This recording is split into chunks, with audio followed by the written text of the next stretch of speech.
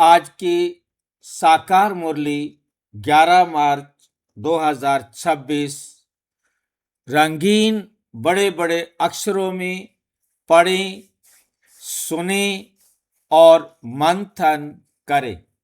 हम प्रतिदिन प्रातः 4 बजे, 6 बजे, शाम को 4 बजे, 8 बजे मुरली मंथन, ज्ञान मंथन करते हैं। आप सभी भी अपनी सुविधा अनुसार जब भी जुड़ना चाहें जुड़ सकते हैं, जिसके लिए इसी वीडियो के डिस्क्रिप्शन बॉक्स में गूगल मीट का लिंक दिया है। वो वहाँ वैसे नहीं खुलेगा, उसको वहाँ से कॉपी करेंगे और आप जब पेस्ट करेंगे तब ये लिंक खुलेगा। वहाँ से कॉपी करके कहीं और पेस्ट करने पर ही वो लिंक खुलता है। वहाँ से सिर्फ कॉपी हो सकता है। यदि आपको फिर भी जुड़ने में दिक्कत हो तो आप व्हाट्सएप पर लिंक मंगा सकते हैं। जो व्हाट्सएप से आपके पास लिंक आएगा वो कहीं भी खुल जाएगा। इसलिए व्हाट्सएप नंबर सामने इसी वीडियो में दिया है जो आप देख रहे हैं नीचे चलती हुई लाइन में। आप व्हाट्सएप के द्वारा क्वेश्चन भी पूछ सकते हैं, अपना सहयोग या सुझाव देना चाहते हैं, कोई हम आत्माओं की उन्नति के लिए मार्गदर्शन करना चाहते हैं, अपने अनुभव शेयर करना चाहते हैं, वो भी आप शेयर कर सकते हैं ताकि उससे सभी आत्माओं को लाभ पहुंच सके। अच्छा, ओम शांति। आज की साकार मुरली का सार। मीठा मीठा बाबा कहते मीठे बच्चे, याद की यात्रा में रेस करो, याद की यात्रा में रेस करो तो पुण्य आत्मा बन जाएंगे। याद की यात्रा में रेस करो, क्या मतलब हुआ भाई? याद की यात्रा में रेस करो, ये कहाँ करें, कौन से मैदान में जाकर करें, कैसे करें ये रेस?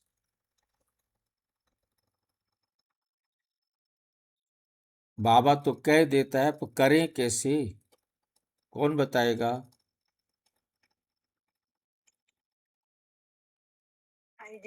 हाँ जी। याद की यात्रा का मतलब है कि बाबा की श्रीमत पर चलते हुए, उनकी बात मानते हुए तुमने अपने आप में कितना परिवर्तन किया है। किस किस चीज में अभी तुम पीछे हो। तो एक दूसरे को देख के, सुन के सब मतलब ये समझे कि हम अभी कहाँ नीचे हैं, कितना परिवर्तन बाकी है। उस कमी को पूरा करें, पूरा करना उसका। उस कमी को पूरा करें और तेजी से करें, जल्दी जल्दी करें, जितना आगे बढ़ सकते हैं बढ़ें। और रेस करनी होती है किसी दूसरे के साथ, मतलब अपने आसपास में सबको देखें, उनके साथ देखो कि वो भी बढ़ रहे हैं, हमें भी बढ़ना है। इसलिए संगठन में रहते हैं तो हमें रेस करना आसान रहता है। यदि कोई अकेला कमरे में बैठा रहे तो वो क्या रेस करेगा? अर्थात अपने आप को ही देखता रहे। देखना तो हमने अपने आप को है और बाप को देखना है और समय और परिस्थितियों को भी देखना है, क्योंकि समय कितना नजदीक है, क्योंकि विनाश का सीन कितना क्लियर सामने आता जा रहा है। धीरे धीरे सारी संसार की आत्माएं जागती जा रही हैं, अनुभव कर रही हैं कि अब जीवन बड़ा मुश्किल होता जा रहा है। तो ये भी हमें याद की यात्रा में रेस करने के लिए तैयार करता है। परिस्थितियां भी तैयार करती हैं, अन्य आत्माओं का आगे बढ़ना भी तैयार करता है। हालात भी हमें कहते हैं कि अब याद की यात्रा को तेज कर दो, क्योंकि अब तो घर जाने का समय नजदीक आता जा रहा है, अभी नहीं तो कभी नहीं। तो हम रेस करेंगे, जितना तेजी से अपने में सुधार करेंगे उतना हम पुण्य आत्मा बन जाएंगे, स्वर्ग की बादशाही मिल जाएगी। तो हमें क्या मिलेगी? स्वर्ग की बादशाही मिल जाएगी। प्रश्न, ब्राह्मण जीवन में अगर अति इंद्रिय सुख का अनुभव नहीं होता है तो क्या समझना चाहिए? ब्राह्मण जीवन में अगर अति इंद्रिय सुख का अनुभव नहीं होता है तो क्या समझना चाहिए? क्या समझना चाहिए? हमें अति इंद्रिय सुख का अनुभव नहीं हो रहा है तो भाई जी ये समझना है कि अतीन्द्रिय सुख को नहीं मिल रहा है कि योग का निरंतर याद नहीं है, देह और देह के संबंधों में हम फंसे हुए अभी सेवा धारणा नहीं कर रहे हैं, परमात्मा के निरंतर याद नहीं है, इसीलिए अतीन्द्रिय सुख का अनुभव नहीं हो रहा है। और कोई बोलना चाहेंगे? अतीन्द्रिय सुख तभी मिलेगा जब सेवा धारणा होगा, निरंतर परमात्मा की याद होगी, तभी मिलेगा। ओम शांति। अतीन्द्रिय सुख है हमारे मन बुद्धि हमारे श्रीमत अनुसार होंगे तब। जब हम बाबा की श्रीमत पर चलेंगे तो अतीन्द्रिय सुख मिलेगा। और कुछ? जी अतीन्द्रिय सुख कर्मेंद्रियों से परे होता है। अतीन्द्रिय सुख शरीर की कर्म इंद्रियों से परे होता है। उस सुख को कब मिलता है? वो सुख जब हम हमें आत्मा समझ के बाबा की श्रीमत में सुधरते जाएंगे। इस पॉइंट को नोट करना है। यदि हमने सुधरना रोक दिया तो अतीन्द्रिय सुख मिलना बंद हो जाएगा। जितना सुधरना था सुधर लिया, अब और क्या करें भाई? सिर खाएं? बाबा ने इतना जुल्म कर रखा है, इतना तो हमने अपने आप को खा लिया, हम प्याज लहसुन नहीं खाते, पर ब्रह्मचर्य का पालन करते हैं, ये करते हैं, बस अब कर लिया, और क्या करें? और क्या करें? मर जाएं बाबा के लिए। हाँ, मर जाएं। इस दुनिया से मरना है। हमें हर पल अपने आप में सुधार चाहिए। इस संसार की कोई भी वस्तु हमें अपनी तरफ आकर्षित ना कर सके, तब हम अति इंद्रिय सुख में, क्योंकि अभी हमने कोई चीज बाबा की श्रीमत पर चले, हमें थोड़ी सी सफलता मिल गई तो हमें खुशी हो गई, हमें मजा आ गया, हमें अति इंद्रिय सुख भी मिल गया। परंतु रुक गए तो नहीं, रुक गए तो सुख मिलना भी रुक जाएगा। आपने पहली क्लास पास की, खुशी हुई, अब यदि आप दूसरी क्लास नहीं करेंगे तो आपकी खुशी खत्म।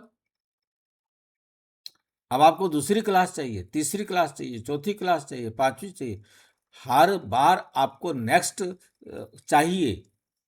ऐसे ही अति याद की यात्रा में आगे बढ़ते रहेंगे तो अति इंद्रिय सुख मिलता रहेगा। यदि हमने याद की यात्रा पर बढ़ना रोक दिया तो अति इंद्रिय सुख मिलना भी रुक जाएगा। ब्राह्मण जीवन में अगर अति इंद्रिय सुख अनुभव नहीं होता तो क्या समझना चाहिए?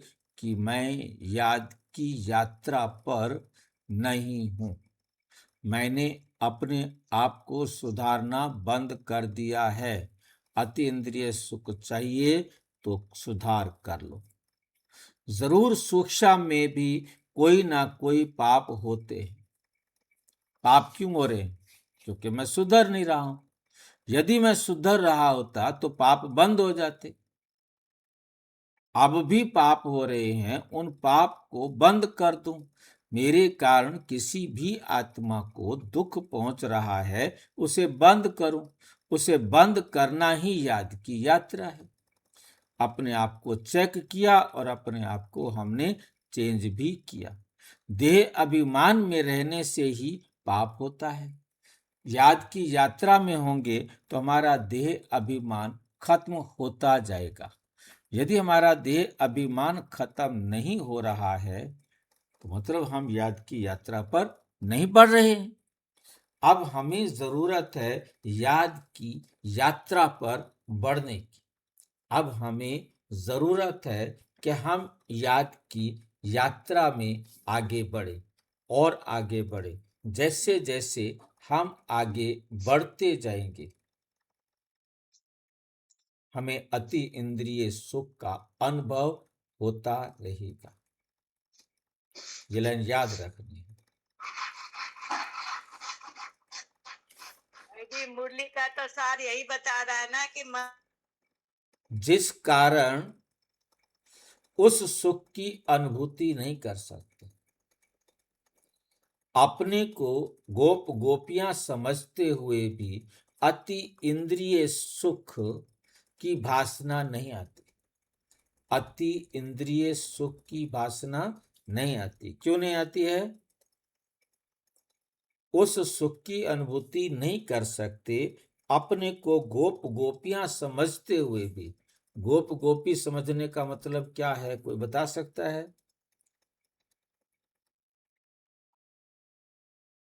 गोप गोपियां समझने का मतलब क्या है? गोप गोपियां किसे कहते हैं? आत्मा को कहते हैं। हाँ, मैं आत्मा हूं। जब तक हम अपने को आत्मा नहीं समझेंगे, तब तक अतीन्द्रिय सुख की वासना नहीं आती। जरूर कोई भूल होती है, या तो हमने सुधारना रोक दिया, या तो हम अपने को गोप गोपी या आत्मा नहीं समझ रहे। तो अतीन्द्रिय सुख किसको मिले? पहले आत्मा समझे, फिर अपने में सुधार करें, तब तो अतीन्द्रिय सुख मिले। इसलिए बाप को सच बतलाकर श्रीमत लेते रहो, श्रीमत लेते रहो। ओम शांति। निराकार भगवानुवाच। अब निराकार भगवान कहा ही जाता है शिव को। निराकार भगवान कहा ही जाता है शिव को। उनके नाम बाल कितने भी भक्ति मार्ग में रखे हैं, ढेर नाम है, तभी तो विस्तार है। बाप खुद आकर कहते हैं, बाप खुद आकर बतलाते हैं कि हे बच्चे, मुझ अपने बाप शिव को तुम याद करते आए हो। हे पतित पावन। कैसे याद करते थे? कहते थे कि हे पतित पावन। नाम तो जरूर एक ही होगा, बहुत नाम चल ना सके। शिव बाबा शिवाय नमा कहते हैं, तो एक ही शिव नाम हुआ, एक ही शिव नाम हुआ। रचता भी एक हुआ, बहुत नाम से तो मूंझ जाएं। जैसे तुम्हारा नाम पुष्पा है, उसके बदले में तुमको शीला कहें तो तुम रेस्पॉन्ड करेंगी? नहीं, समझेंगी और किसी को बुलाते हैं। ये भी ऐसे ही बात है। उसका नाम एक है, परंतु भक्ति मार्ग होने कारण, बहुत मंदिर बनाने कारण किस्म किस्म के नाम रख दिए। नहीं तो नाम हर एक का एक होता है। गंगा नदी को जमुना नदी नहीं कहेंगे। कोई भी चीज का एक नाम प्रसिद्ध होता है। ये शिव नाम भी क्या है? प्रसिद्ध है। शिवाय नमः गाया हुआ है। ब्रह्मा देवताय नमः, विष्णु देवताय नमः, फिर कहते शिव परमात्माय नमः, क्योंकि वो है ऊंच ते ऊंच, मनुष्यों की बुद्धि में रहता है। ऊंच ते ऊंच निराकार को कहते हैं। उनका नाम एक ही है। ब्रह्मा को ब्रह्मा, विष्णु को विष्णु, शंकर को शंकर ही कहेंगे।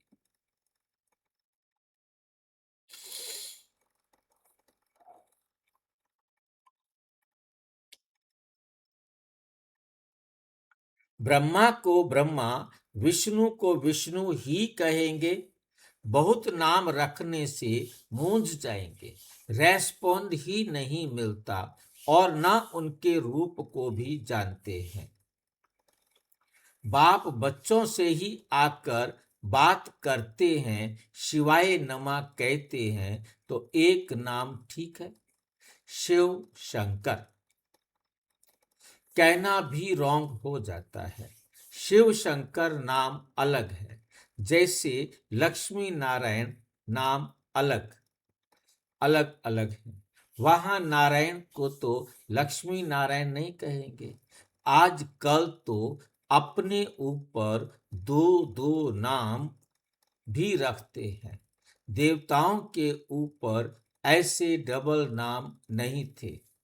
राधे का अलग, श्री कृष्ण का अलग। यहाँ तो एक का ही नाम राधे कृष्ण लक्ष्मी नारायण रख देते हैं। बाप बैठ समझाते हैं, क्रिएटर एक ही है, उनका नाम भी एक ही है, उनको ही जानना है। कहते हैं आत्मा एक स्टार मिसल है, एक सितारे की तरह है। कितनी छोटी है।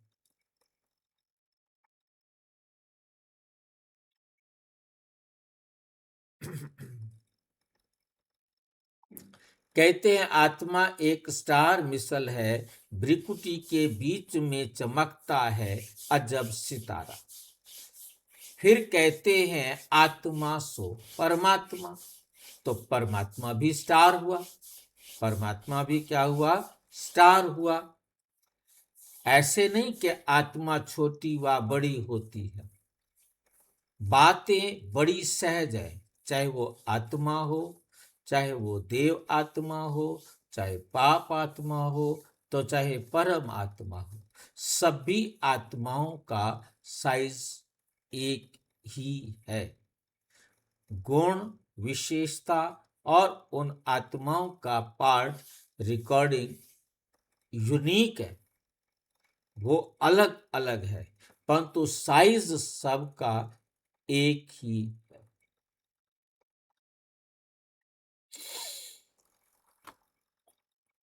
बाप कहते हैं तुम पुकारते थे कि हे पतित पावन आओ, परंतु वो पावन कैसे बनाते हैं ये कोई भी नहीं जानते। गंगा को पतित पावनी समझ लेते हैं, पतित पावन तो एक ही बाप है। बाप कहते हैं मैंने आगे भी कहा था, मन मना भव, मां मेकम याद करो। सिर्फ नाम बदल दिया है। बच्चे समझते हैं कि बाप को याद करने से वर्षा अंडरस्टूड है। मन मना भाव कहने की भी दरकार नहीं है, परंतु बिल्कुल ही बाप को और वर्षे को भूल गए हैं। बाप को भी भूल गए हैं और बाप से मिलने वाले वर्षे को भी भूल गए हैं। इसलिए कहता हूं मुझ बाप और वर्षे को याद करो। बाप है स्वर्ग का रचयिता। बाप क्या है? स्वर्ग का रचयिता है।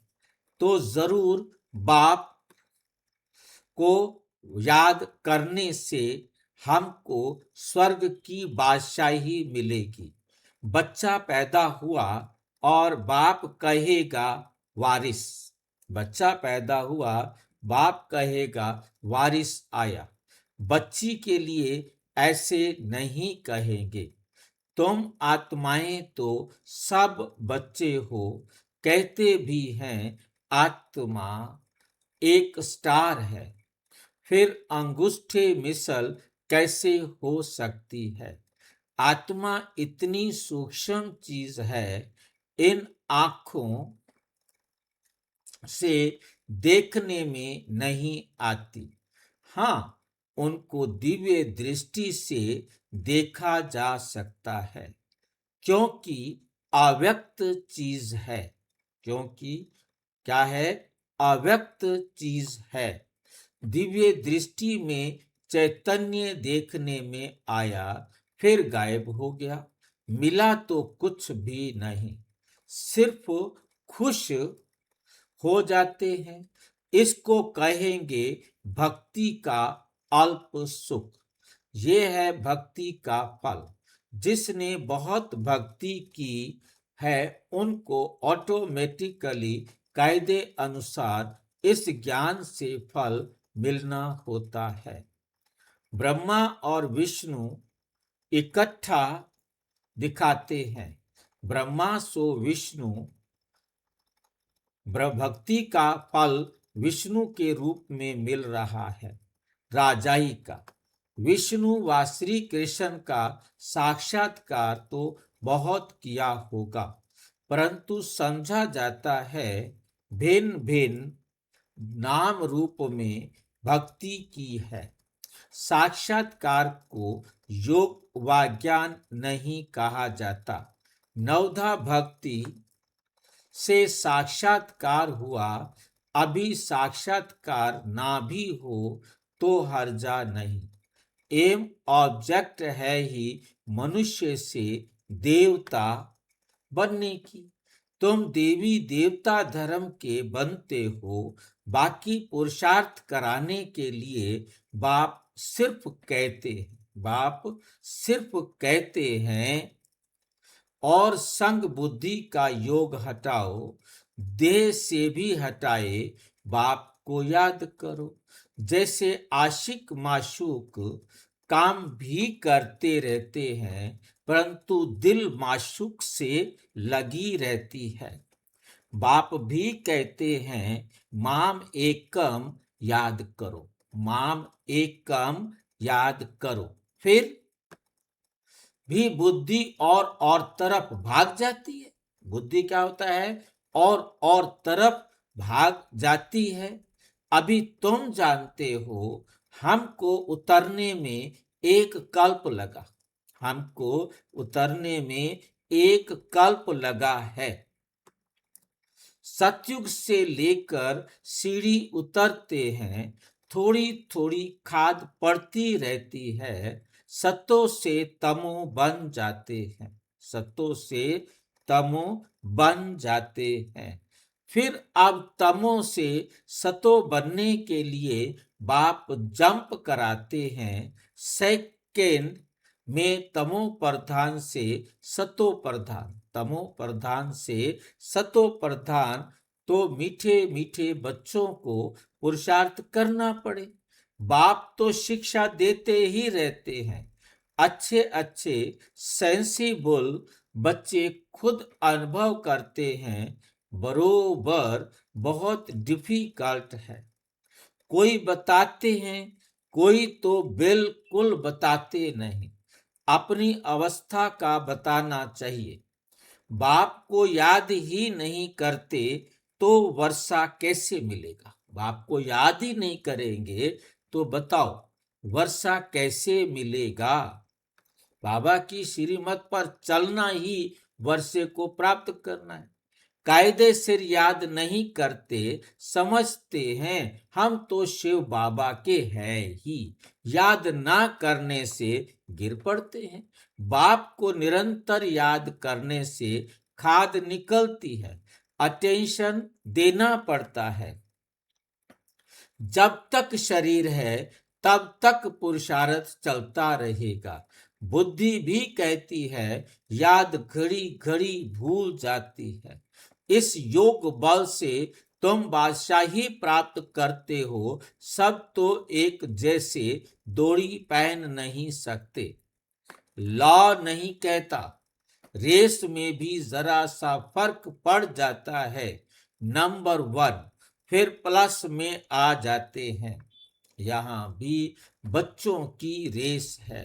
मुख्य बात है याद करने की।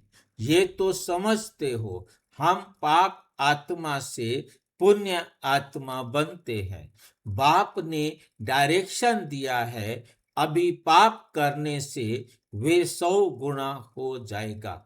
बहुत हैं जो पाप करते हैं, बताते नहीं हैं, फिर वृद्धि होती जाती है, फिर अंत में फेल हो पड़ते हैं। सुनाने में लज्जा आती है, सच ना बताने से अपने को धोखा देते हैं। कोई को डर लगता है, बाबा हमारी ये बातें सुनेंगे तो क्या कहेंगे। कोई तो छोटी भूल भी सुनाने आ जाते हैं, छोटी छोटी भूल भी बाबा को सुनाते हैं, परंतु बाबा उनसे कहते हैं बड़ी बड़ी भूल तो बहुत अच्छे अच्छे बच्चे करते हैं। अच्छे अच्छे महारथियों को भी माया छोड़ती नहीं है। माया पहलवानों को ही चक्कर में लाती है। इसमें बहादुर बनना पड़े, इसमें बहादुर बनना पड़े। झूठ तो चल ना सके, सच बताने से हल्के हो जाएंगे। कितना भी बाबा समझाते हैं, फिर भी कुछ ना कुछ चलता ही रहता है। अनेक प्रकार की बातें होती हैं। जबकि बाप से राज्य लेना है तो बाप कहते हैं कि बुद्धि और तरफ से हटाओ। तुम बच्चों को अभी नॉलेज मिली है, 5000 वर्ष पहले भारत स्वर्ग था। तुम अपने जन्मों को भी जान गए हो। कोई का उल्टा सुल्टा जन्म होता है, उसको डिफेक्टेड कहा जाता है। अपने कर्मों अनुसार ही ऐसा होता है। बाकी मनुष्य तो मनुष्य ही होते हैं। तो बाप समझाते हैं कि एक तो पवित्र रहना है, दूसरा झूठ पाप कुछ नहीं करना है, नहीं तो बहुत घाटा पड़ जाएगा। देखो, एक से थोड़ी भूल हुई, आया बाबा के पास, बाबा क्षमा करना, ऐसा काम फिर कभी नहीं करूंगा। बाबा ने कहा ऐसी भूलें बहुतों से होती हैं, बहुतों से होती हैं। तुम तो सच बताते हो, कोई तो सुनाते भी नहीं है। कोई कोई फर्स्ट क्लास बच्चियां हैं, कभी भी कहाँ बुद्धि जाती नहीं। जैसे बंबई में निर्मला डॉक्टर है, नंबर 1, बिल्कुल साफ दिल, कभी दिल में उल्टा ख्याल नहीं आएगा, इसलिए दिल पर चढ़ी हुई है। ऐसे और भी बच्चियां हैं। तो बाप समझाते हैं, सिर्फ सच्ची दिल से बाप को याद करो, कर्म तो करना ही है। बुद्धि योग बाप से लगा रहे, हाथ काम तरफ, दिल यार तरफ। ये अवस्था पिछाड़ी की है, जिसके लिए ही गाते जिसके लिए ही गाते रहते हैं। अतीन्द्रिय सुख गोप गोपियों से पूछो, जो इस अवस्था को पाते हैं। जो पाप कर्म करते हैं, उनकी ये अवस्था होती नहीं। बाबा अच्छी तरह जानते हैं, तब तो भक्ति मार्ग में भी अच्छे व बुरे कर्म का फल मिलता है। देने वाला तो बाप है ना, जो किसको दुख देंगे तो जरूर दुख भोगेंगे। जैसा कर्म किया है तो भोगना ही होगा। यहाँ तो बाप खुद हाजिर है, समझाते रहते हैं। फिर भी गवर्नमेंट है, धर्मराज तो मेरे साथ हुआ ना। इस समय मेरे से कुछ भी छिपाओ नहीं। कि बाबा जानता है हम शिव बाबा से दिल अंदर क्षमा लेते हैं, कुछ भी क्षमा नहीं होगा, कुछ भी क्षमा नहीं होगा। पाप कभी भी किसका छिपा नहीं रहेगा। पाप करने से दिन प्रतिदिन पाप आत्मा बनते जाते हैं। तकदीर में नहीं है तो फिर ऐसा ही होता है। रजिस्टर खराब हो जाता है। एक बार झूठ बोलते हैं, सच नहीं बताते, समझा जाता है ऐसा काम करते ही रहते हैं। झूठ कभी छिप नहीं सकता। बाप बाप फिर भी बच्चों को समझाते हैं, कख का चोर सो लख का चोर कहा जाता है। इसलिए कहना चाहिए ना, इसलिए कहना चाहिए ना कि हमसे ये दोष हुआ। जब बाबा पूछते हैं तब कहते हैं भूल हो गई। आपे ही खुद क्यों नहीं, आपे ही खुद क्यों नहीं बताते। बाबा जानते हैं बहुत बच्चे छिपाते हैं। बाप को सुनाने से श्रीमत मिलेगी। कहां से चिट्ठी आती है, पूछो क्या जवाब देना है। और आपके पास कोई चिट्ठी आई है, उसका जवाब क्या देना है। बाबा कहते मेरे से पूछो, सुनाने से श्रीमत मिलेगी। मेरे से पूछेंगे तो मैं श्रीमत दूंगा। बहुतों में कोई गंदी आदत है तो वह बहुतों में गंदी आदत है तो वे छिपाते हैं। कोई को लौकिक घर से मिलता है तो बाप कहते हैं भल पहनो, तो फिर रिस्पॉन्सिबल बाबा हो जाएगा। क्या समझ में आई ये बात। कोई को लौकिक घर से मिलता है, बाबा से पूछो, बाबा कहते भल पहनो। बाबा कहें कि भल पहनो तो फिर रिस्पॉन्सिबल बाबा हो जाएगा। अवस्था देखकर कहता हूं यज्ञ में भेज दो। देखता हूं कि उनकी अवस्था ठीक नहीं है तो उनको मैं कहता हूं इसे यज्ञ में भेज दो। और आपको किसी ने कुछ भी दिया है उसे यज्ञ में भेज दो। यज्ञ से जिसको मिलेगा वो पहने। कुछ बात समझ में आई है। कई बच्चों को बाबा कहते भल पहनो और कई बच्चों को कहते नहीं आप यज्ञ में दे दो। बाबा देखते हैं कि जिन बच्चों की अवस्था ठीक है, मतलब जिनका अट्रैक्शन नहीं है माया की तरफ, उनको बाबा परमिशन देते हैं। और उनको जो अलबेले होते हैं थोड़े से, उनको फिर परमिट नहीं करते, उनको बोलते हैं कि यज्ञ में।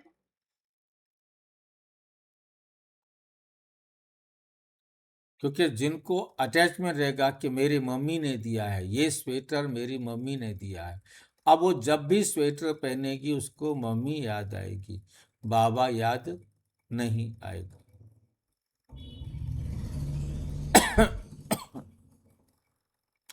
फिर यज्ञ से लेकर के पहनेंगे तो बाशिव बाबा से आपका प्यार जुड़ेगा। और देहधारी के दिए हुए को पहनेंगे तो देहधारी से दिल जुड़ेगा।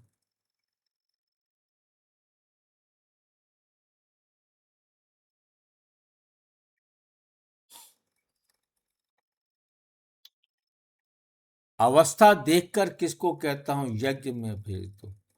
तुमको बदली करके दे तो ठीक है, नहीं तो वे याद रहेगा बाबा बहुत खबरदार करते हैं। मार्ग बहुत ऊंचा है, मार्ग बहुत ऊंचा है।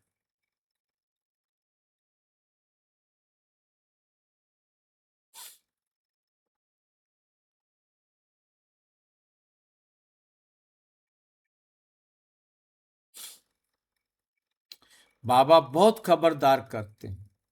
मार्ग बहुत ऊंचा है।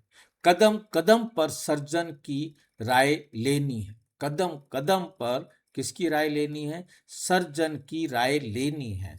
शिक्षा, बाबा शिक्षा ही देंगे कि ऐसे चिट्ठी लिखो। मतलब किसी को चिट्ठी लिखनी है तो बाबा लिखने की विधि बताएंगे कि ऐसे चिट्ठी लिखो तो क्या होगा? तो तीर लगेगा। मतलब बाबा कहते परिवार में भी चिट्ठी लिखनी है तो कैसे चिट्ठी लिखनी है वो बाबा से पूछो। तो बाबा बताएंगे, वैसे चिट्ठी लिखेंगे तो उनको तीर लगेगा।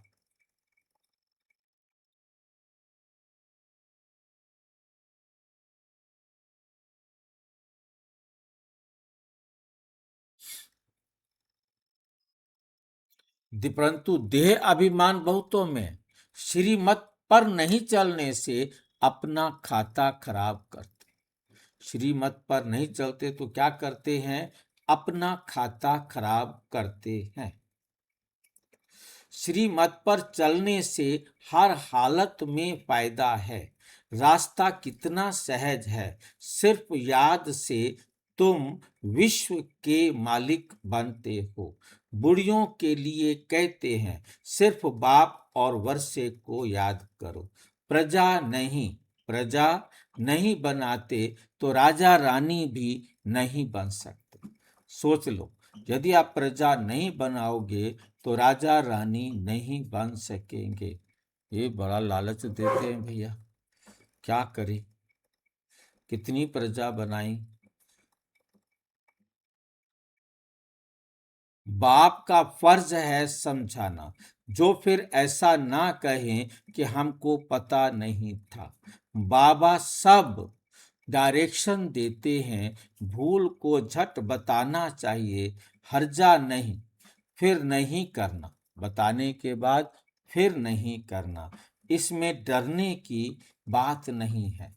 प्यार से समझाया जाता है। बाप को बताने में कल्याण है।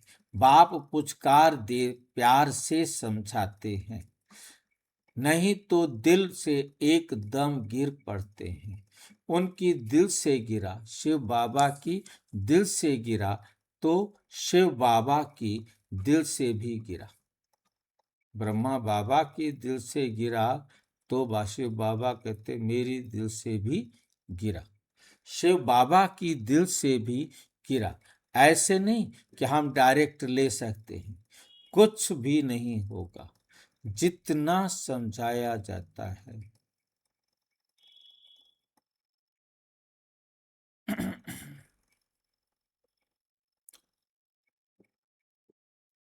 कितना समझाया जाता है कि शिव बाबा को याद करो।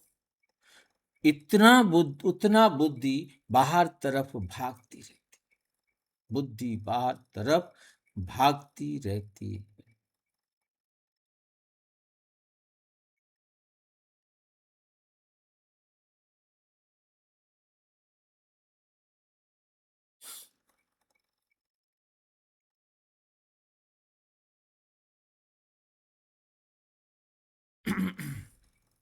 ये सब बातें बाप डायरेक्ट बैठ समझाते हैं, जिनके बाद में शास्त्र बनते हैं।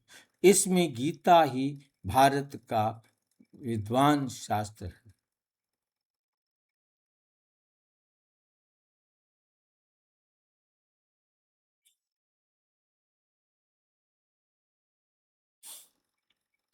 इसमें गीता ही भारत का सर्वोत्तम शास्त्र है। गीता को सर्वश्रेष्ठ सर्वोत्तम शास्त्र माना गया है। गाया भी जाता है, गाया हुआ भी है, सर्वशास्त्रमयी शिरोमणि गीता। सब शास्त्रों में श्रेष्ठ है शिरोमणि गीता।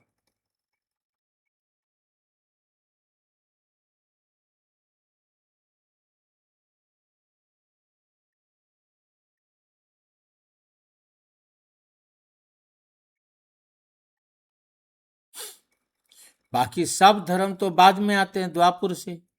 गीता हो गई माता पिता, बाकी सब हुए बच्चे। गीता में ही भगवानों वाच है। गीता में क्या है? भगवानो वाच है।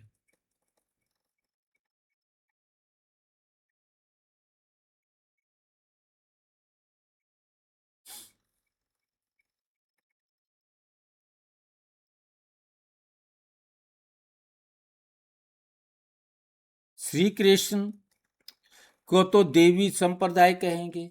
देवता तो सिर्फ ब्रह्मा विष्णु शंकर हैं, कृष्ण है सत्य।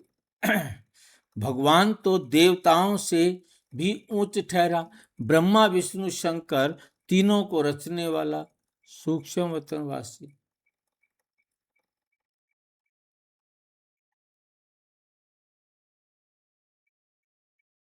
ब्रह्मा विष्णु शंकर तीनों को रचने वाला शिव ठहरा। बिल्कुल क्लियर है। ब्रह्मा द्वारा स्थापना ऐसे तो कभी कहते नहीं। श्री कृष्ण द्वारा स्थापना, ब्रह्मा द्वारा स्थापना कहते हैं।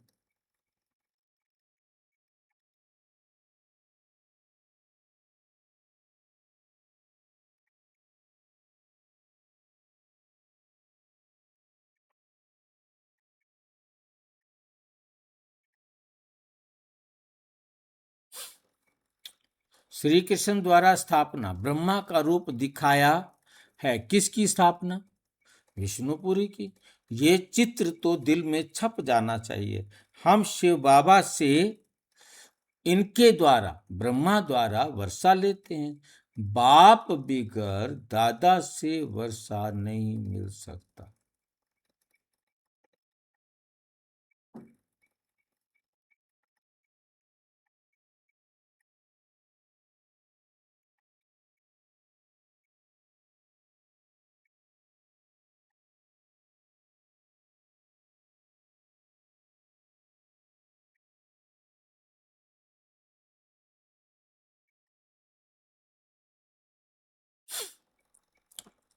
बाप बिगर दादे का वर्षा मिल नहीं सकता। जब कोई भी मिलता है तो ये बताओ कि बाप कहते हैं मामेकम याद करो। अच्छा, मीठे मीठे सिक्की लधे बच्चों प्रति माता पिता बाप दादा का याद प्यार और गुड मॉर्निंग। रूहानी बाप की रूहानी बच्चों को नमस्ते। हम रूहानी बच्चों की रूहानी बाप दादा को याद प्यार और नमस्ते नमस्ते नमस्ते। धारणा के लिए मुख्य सार नंबर 1, मंजिल बहुत ऊंची है, इसलिए कदम कदम पर सर्जन से राय लेनी है। श्रीमत पर चलने में ही फायदा है। बाप से कुछ भी छिपाना नहीं है। बाप से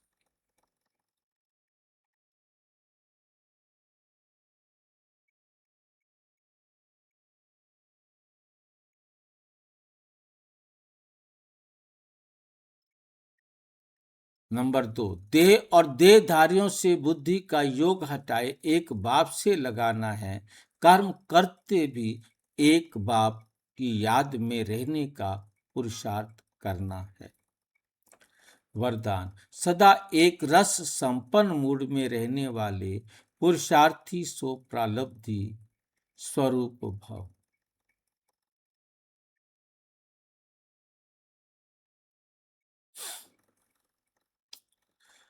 बाप दादा वतन से देखते हैं कि कई बच्चों के मूड बहुत बदलते रहते। कभी आश्चर्यवत का मूड है, कभी क्वेश्चन मार्क की मूड है, कभी कंफ्यूज की मूड है, कभी टेंशन तो कभी अटेंशन।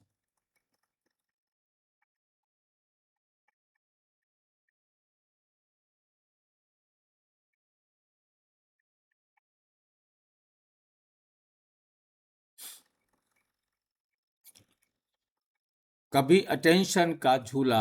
लेकिन संगम युग प्रालब्धि युग है, ना कि पुरुषार्थी। इसलिए जो बाप के गुण वही बच्चों के, जो बाप की स्टेज वही बच्चों की। यही है संगम युग की प्रालब्ध। तो सदा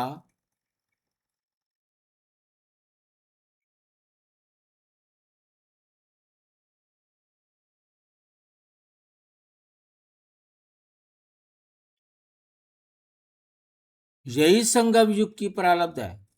तो सदा एक रस एक ही संपन्न मूड में रहो, तब कहेंगे बाप समान, अर्थात प्रालब्धि स्वरूप। प्रालब्ध जो सतयुग में मिलनी है वो संपूर्ण प्राप्त कर ली।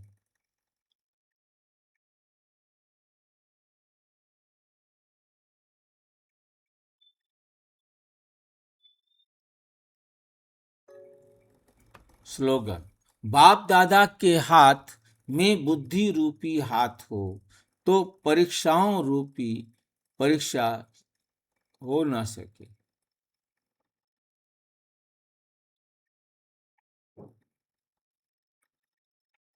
बाप दादा के हाथ में बुद्धि रूपी हाथ हो तो परीक्षाओं रूपी सागर में हिलेंगे नहीं, पक्के रहेंगे, दृढ़।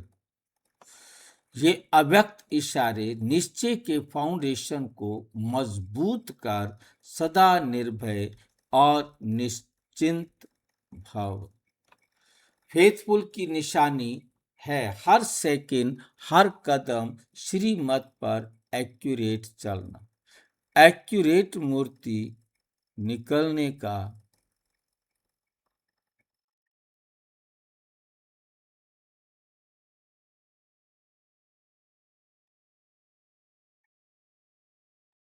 श्रीमत पर एक्यूरेट चलना, एक्यूरेट मूर्ति बनना, अर्थात हैमर लगना। हैमर से ही तो उसे ठोक ठोक करके ठीक करते हैं। आप लोग तो हैमर खाने के अनुभवी हो।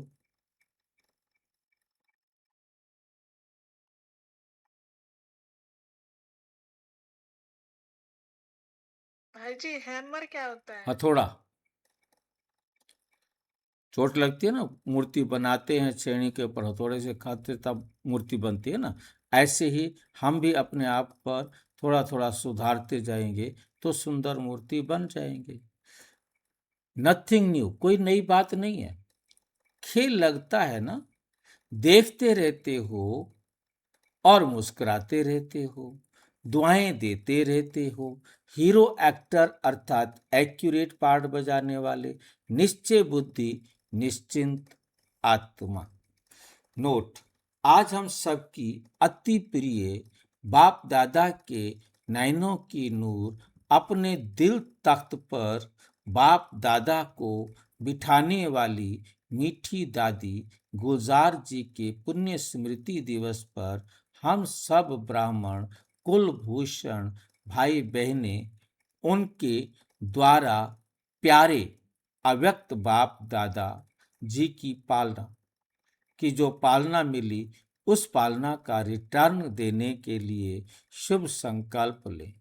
जैसे दादी जी ने हर कदम श्रीमत पर एक्यूरेट चल करके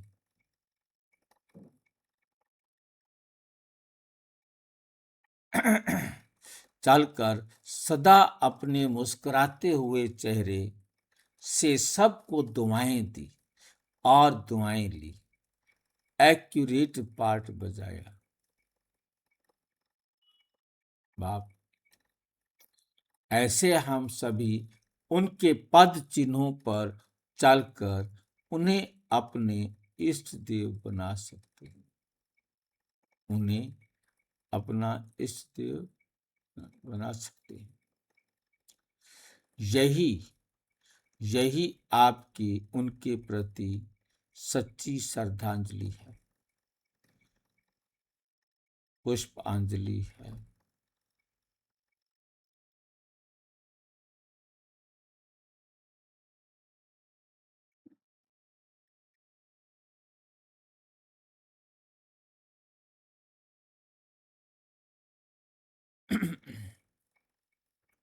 अच्छा, ओम शांति। और विस्तार से जानने के लिए प्रजापिता ब्रह्मा कुमारी ईश्वरीय विश्वविद्यालय के किसी भी सेवा केंद्र पर संपर्क करें।